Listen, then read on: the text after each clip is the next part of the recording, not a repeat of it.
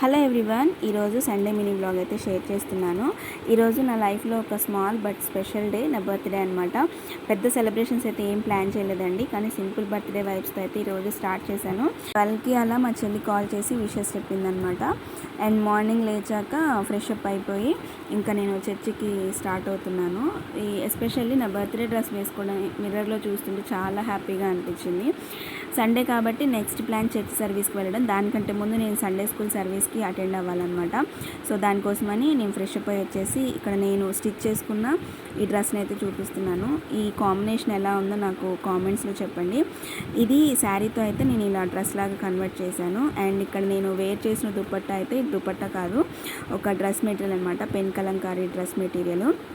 So మా మమ్మీకి ఇది నచ్చింది, అందుకని చెప్పేసి ఇక దాన్నే కంటిన్యూ చేశాను.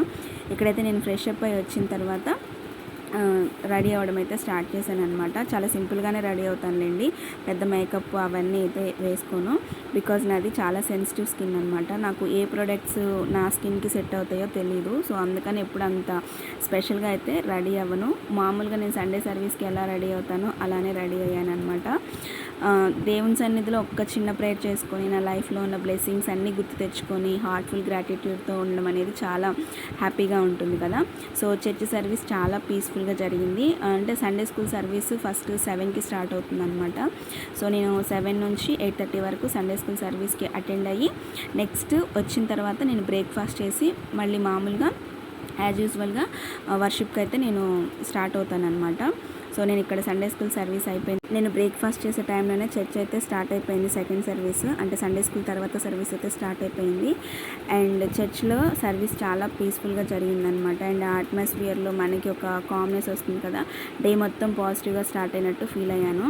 అండ్ సర్వీస్ అయ్యాక ఇంటికి వచ్చాక లంచ్ ప్రిపరేషన్ అయితే స్టార్ట్ చేశారు మమ్మీ. కిచెన్లో కొంచెం బిజీ టైం అనమాట. చాలా సింపుల్గానే లంచ్ అయితే ప్రిపేర్ చేశారు. ఇంకా ఈరోజు నాకు కొన్ని స్వీట్ సర్ప్రైజెస్ కూడా వచ్చాయన్నమాట. నాకు గిఫ్ట్స్ ఇచ్చినప్పుడు చాలా అన్ఎక్స్పెక్టెడ్గా హ్యాపీగా ఫీల్ అయ్యాను. గిఫ్ట్స్ చిన్నవి అయినా దానిలో ఉన్న లవ్ అండ్ కేర్ చాలా వాల్యుబుల్ అనిపిస్తుంది. ఇంకా ఈ బర్త్డేలో ఇంకో స్పెషల్ థింగ్ ఏమంటే మన ట్రెడిషన్ స్టైల్లో కొత్త ఆవకాయ పెట్టడము. కిచెన్ మొత్తం ఆవకాయ స్మెల్తో ఫుల్ ట్రెడిషన్ వైబ్స్ అయితే వచ్చాయి. అండ్ ఈసారి నా బర్త్డేకి మా చెల్లి రాలేకపోయింది, సెమిస్టర్ ఎగ్జామ్స్ జరుగుతున్నాయి. సో అందుకనే అది అటెండ్ అవ్వలేకపోయింది అనమాట.